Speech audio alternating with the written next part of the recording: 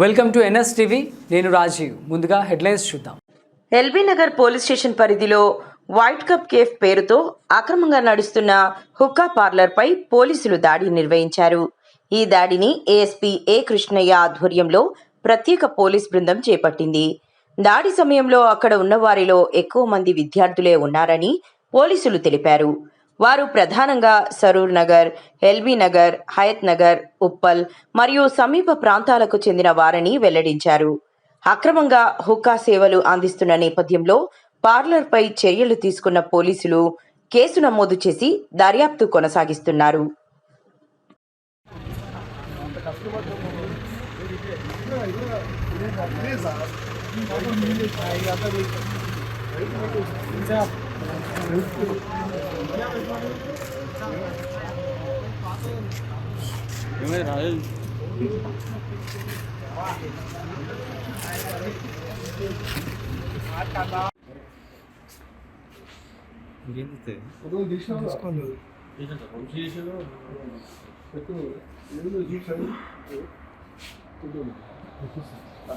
ఫోటోలు తీసినా మొత్తం కవర్ సార్ అడుగుతున్నా ఫోటోలు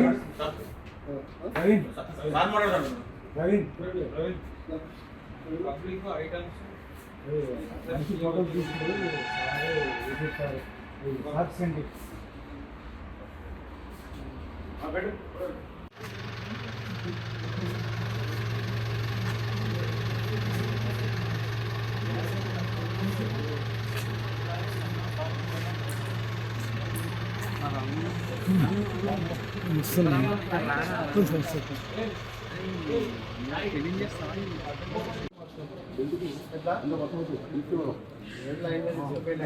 వస్తుంది కింద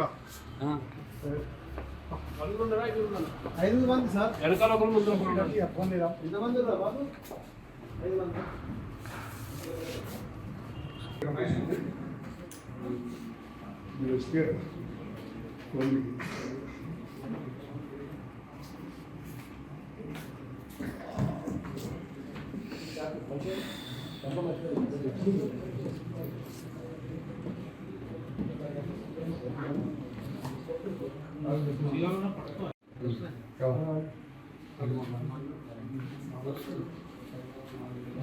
ఓకే ఇక షిఫ్ట్ చేయండి అందరు 1 by 1 కొంచెం అందరికి పంపించండి. బాగానే వచ్చిందా? ఆర్డర్ పంపించిన గ్రూప్లో వేసేసిన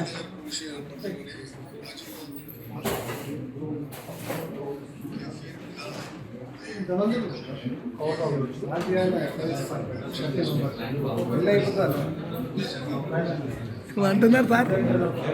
ఎంతమంది పట్టుకున్నారు? 38 మెంబర్స్. అంటే సమాచారం ఎట్లా వచ్చింది మీకు? ఎల్బీ నగర్ పోలీస్ స్టేషన్ పరిధిలోని రాజీవ్ గాంధీ నగర్లో కేఫ్ పేరు మీద ది వైట్ కప్ కేఫ్ అనే పేరు మీద పర్మిషన్ తీసుకొని ఇక్కడ హుక్కా సెంటర్ నడిపిస్తున్నారనే సమాచారం మేరకు ఈరోజు నా ఆధ్వర్యంలో రైడ్ చేయడం జరిగింది. ఇందులో 38 సెల్ ఫోన్లు, హుక్కా పార్ట్సు, హుక్కా ఫ్లేవర్సు, వాటితో పాటు ఒక 38 మంది కస్టమర్సు, ఒక 4 సప్లయర్స్ కూడా ఈరోజు పట్టుకోవడం జరిగింది. వీళ్ళంతా కూడా వివిధ ప్రాంతాల నుంచి కొత్తపేట, సరూర్ నగర్, హయత్ నగర్, ఫలక్నుమా, ఉప్పల్ వేరువేరు ప్రాంతాల నుంచి వచ్చి ఇక్కడ ఈ హుక్కా సేవిస్తున్నారు. 800 నుంచి 1200 రూపాయల వరకు ఒక్కొక్కరికి వసూలు చేస్తున్నట్టు తెలిసింది. ఇది మోహన్, సాగర్ అనే ఇద్దరు కూడా దీన్ని జాయింట్గా నడిపిస్తున్నట్టు తెలిసింది. దీని మీద ఖచ్చితంగా లోతుగా విచారణ చేసి వాళ్ళు మేము వచ్చే టయానికి వాళ్ళు లేరు స్పాట్లో, వీళ్ళందరినీ కూడా కస్టడీలోకి తీసుకోవడం జరుగుతుంది. వాళ్ళని కూడా ఎక్కడున్నా సరే వాళ్ళని కూడా ఖచ్చితంగా వెంటనే కస్టడీ తీసుకుంటాం. వీళ్ళ మీద కఠిన చర్యలు తీసుకుంటాం. ఎందుకంటే ముఖ్యంగా ఇక్కడ చూస్తే అంతా విద్యార్థులు, యువత ఎక్కువ మంది ఉన్నారు. ఎందుకంటే ఇలాంటి అసాంఘిక కార్యక్రమాలని ప్రోత్సహించడమే కాకుండా యువతని నిర్వీర్యం చేసే విధంగా ఎవరైతే ఈ మేనేజ్మెంట్స్ వాళ్ళు నిర్వహిస్తున్నారో అది తప్పుడు పద్ధతి, అది తప్పుడు విధానం, అది ఎట్టి పరిస్థితుల్లో కూడా సహించం. ఇలాంటి చర్యల్ని ఎల్బీ నగర్ పరిధిలో ఎల్బీనగర్ సబ్ డివిజన్ పరిధిలో ఎక్కడ జరిగినా కానీ అది ఖచ్చితంగా కఠిన చర్యలు తీసుకొని అణిచివేస్తాం. ఇంకా ఎలాంటి ఇన్ఫర్మేషన్ ఉన్నా కానీ ఖచ్చితంగా డైల్ 100 కానీ లేకపోతే ఏసీపీ ఎల్బీనగర్ కానీ ఎస్హెచ్ఓలు కానీ మా పరిధిలో ఉన్నటువంటి ఎస్హెచ్ఓలకు కానీ తప్పకుండా ఇన్ఫర్మేషన్ ఇవ్వండి. అసాంఘిక కార్యక్రమాలు ఏం జరిగినా వాళ్ళని గోప్యంగా ఉంచుతాం. అదేవిధంగా ఎవరైతే ఇలాంటి కార్యక్రమాలకు పాల్పడుతున్నారో వాళ్ళ మీద ఖచ్చితంగా కఠిన చర్యలు తీసుకుంటాం.